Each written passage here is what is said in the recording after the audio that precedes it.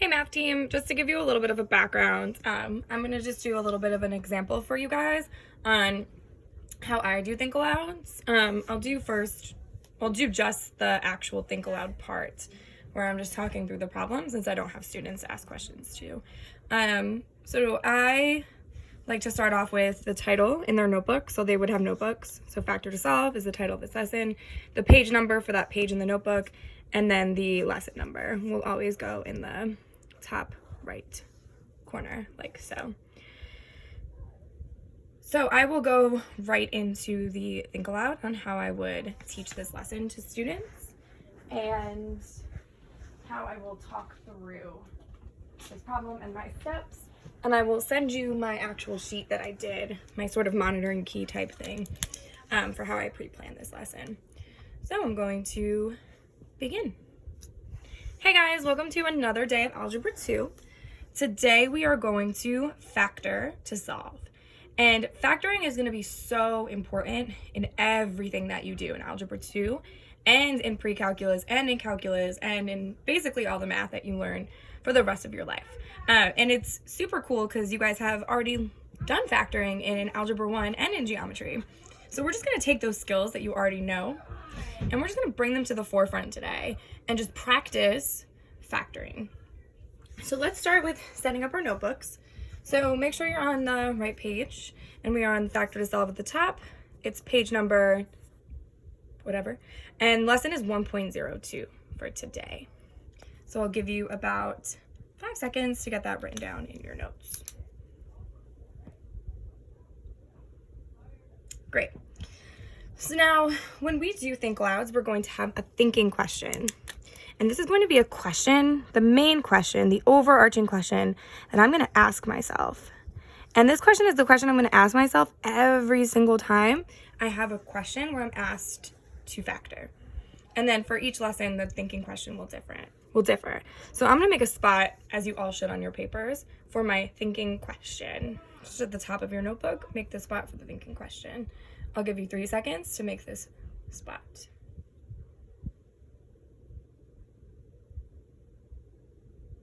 So as I do the think aloud, it's really important that you listen for that thinking question. And as soon as you hear it, I need you all to write it down. I'm not going to write the thinking question down until the very end, but I need you guys to listen for it, really listen for it, and make sure you write it down. So let's start with example 1.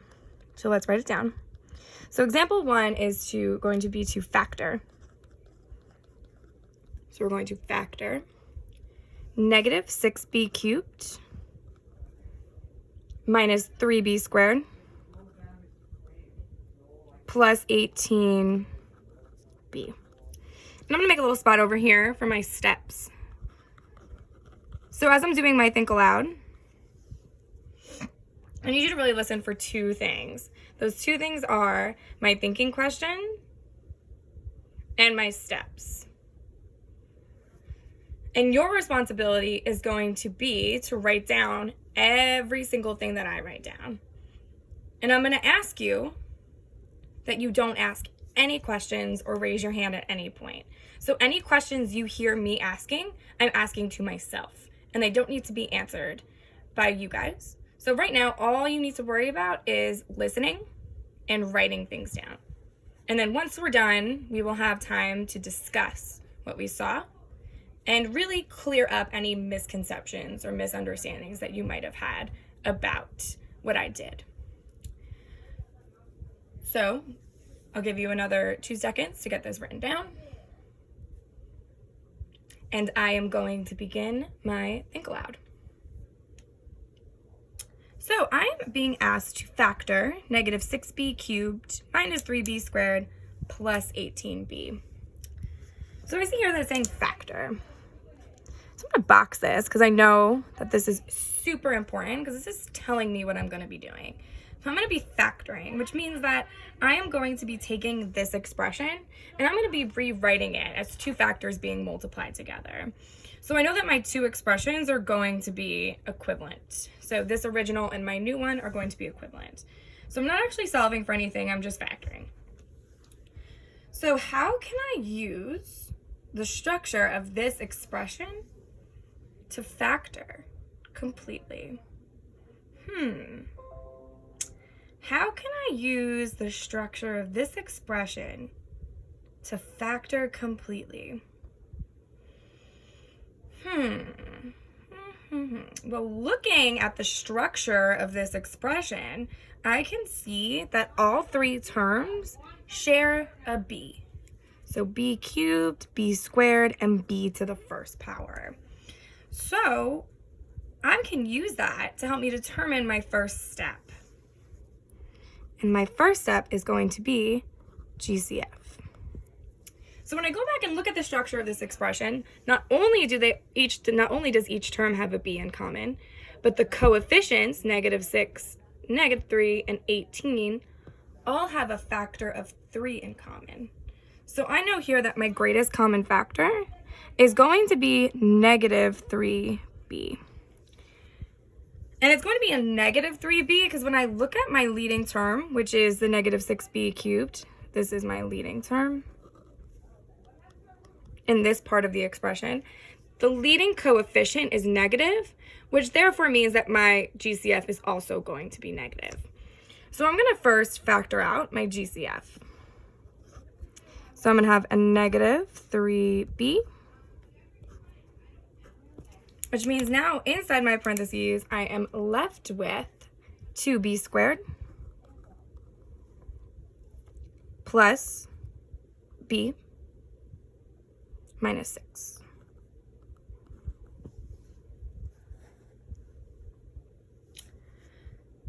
So looking at this, that I've taken out the GCF, how can I use the structure of this expression in order to factor completely?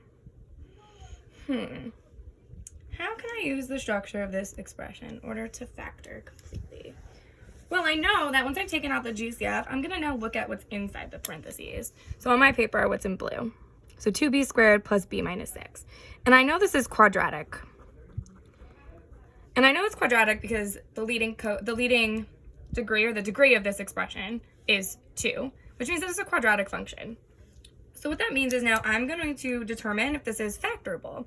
And I know that something is factorable when there are two numbers that multiply to the master product and add to the sum. But before I can determine that, I need to determine what my a, b, and c values are for this expression. So I'm going to do that for my step 2. What is a, b, and c? Well, I know a is the leading coefficient in front of the squared term, so that would be 2. B is in front of the term with a degree of 1, so that will be a 1, because in front of b is a 1. And then c is my constant, which is -6, because it has no variable. So now that I have my a, b, and c value, I can move on to find my master product. So my master product comes from multiplying a times c. So in this case, it's 2 times -6, which is -12. And my sum just comes from the b term, which is 1. So now in order to determine if 2b squared plus b minus 6 is factorable, I need to ask myself, or determine, are there two numbers that multiply to -12 and add to 1? When I think about the factors of -12, I think -12 and 1, but I know those won't add to 1. I also think of -2 and 6, but those add to 4. But I do know that I can use 4 and -3. Because if I add 4 plus -3, I know that's going to give me 1. And when I multiply 4 times -3, that will give me my -12. So I know that I have my two numbers, which are going to be 4 and -3. And these are really crucial because now these are going to help me to factor this part of my expression. So now I need to determine which method of factoring am I going to use. And to determine that, I need to use the structure of this expression, again, to help me determine what method of factoring. So I'm going to look at the leading term in this expression, which is my 2b squared. And that leading term will determine which method of factoring I'm going to use. So based on my reference sheet from my do now, I know that when my leading coefficient is not equal to 1, and my expression is factorable, I am going to use factor by grouping.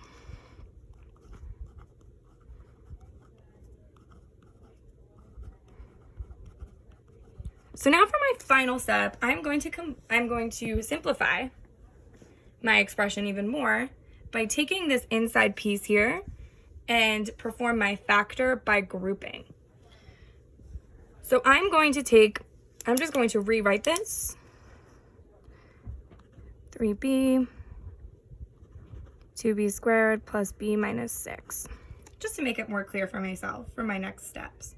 So now I'm going to factor my inside by grouping. So factor by grouping. So that means I'm going to take my b term and I'm going to rewrite it using my 4 and my -3. So everything else is going to stay the same. So -3, b, 2b squared. And instead of plus b, I'm going to have plus 4b plus -3b minus 6. So the only thing that changed from here to here is the plus b. Became two separate terms. Now I'm going to perform my grouping. So I'm going to group my first two terms and my last two terms. So I'm going to take 2b squared and 4b and -3b and -6. Now for each factor set, or for each set, I'm going to find the GCF between each set. GCF, GCF. The GCF within my first pair of 2b squared and 4b, I know is going to be 2b. So I'm going to factor out a 2b, and that will leave me with b plus 2. And then on the outside, I'm still going to have that -3b. For my second set, -3b and -6, I know the GCF here is going to be -3 because the leading coefficient is negative. I have to follow that same rule from the first GCF. When my leading coefficient is negative, my GCF is also going to be negative. So I'm going to pull out a -3, and that's b plus 2. I'm just going to close off the end. So now I know that I factored this correctly when my factors, or when my two terms have a common factor. So my first term is 2b times b plus 2. My second term is -3 times b plus 2. I can see that they both have a b plus 2 in common, which means that I've factored this correctly. So now I just need to rewrite it as my two factors. So I know one factor is going to come from 2b and -3. So 2b minus 3. And my other factor will be my b plus 2. So what they had in common. And I always need to remember to bring down that greatest common factor. It's written on the outside, or else it won't be an equivalent expression. So now that I've completed my factor by grouping steps, is my expression factored completely? Well, I have no more greatest common factors because 2b and -3 don't have anything in common, and b and 2 have nothing in common. And I don't have any more quadratic functions left, or cubic functions, or any other type of function. I have 1, 2, 3 linear functions being multiplied together. So now that I know I have 3 linear functions that are being multiplied together, and that I have no more greatest common factors, I know that I have used the structure of my expression in order to factor completely.